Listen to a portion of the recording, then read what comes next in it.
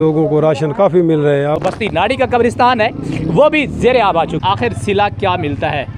मेरा इसमें कोई ज़ाती वगैरह कुछ नहीं लगा हुआ, ना मैं किसी के थ्रू काम कर रहा हूँ। लेकिन आप देख रहे हैं इस वक्त हमारा चैनल इंटरनेशनल न्यूज़ और मैं हूँ host Madani Bloch from Kot Addu शरीफ के वही इलाका जो कि बस्ती नाड़ी, जिसको सैलाब ने अपनी लपेट में ले लिया था।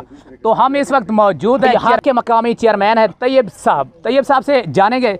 अस्सलाम वालेकुम सर। वालेकुम सर। आपको ये कौन फराम कर रहा है चीज़ें?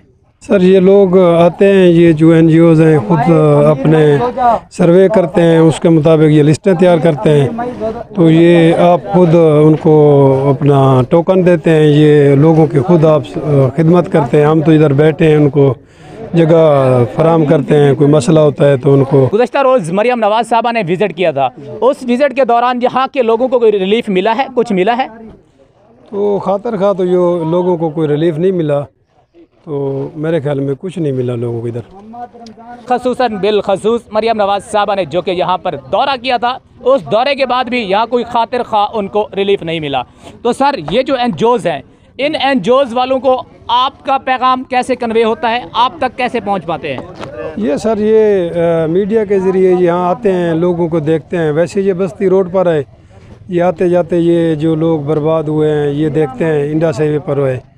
तो ये पंजाब गवर्नमेंट थोड़ा बहुत हमें दे रही है, लोगों को सहूलतें दे रही है, राशन भी दे रही है, टेंट भी दे रही है। तो यहाँ के MNA साहबान, ये CM साहब का CM साहब भी लोगों को टच दे रहे हैं, खिदमत का लोगों को इधर मुस्तफ़ीद हो रहे हैं। माशाल्लाह लोगों को राशन काफ़ी मिल रहे हैं। अब लोगों को ज़्यादातर मसाइल जो हैं इनके मकानात के हैं, और उम्मीद है इंशाल्लाह कोई अल्लाह पाक करम करेगा, ये जो डोनर हैं आ रहे हैं इंशाल्लाह बन जाएंगे इनके मकानात भी।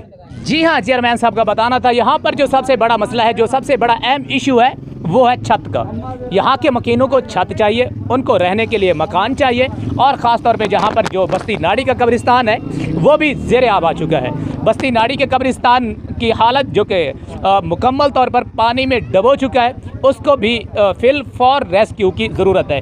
तो इसी हवाले से हमारे साथ जो काम करने वाले जवान मौजूद हैं। सर आपसे एक मुख्तसर सवाल करेंगे, आप बताइएगा आपको इतना काम करके आखिर सिला क्या मिलता है?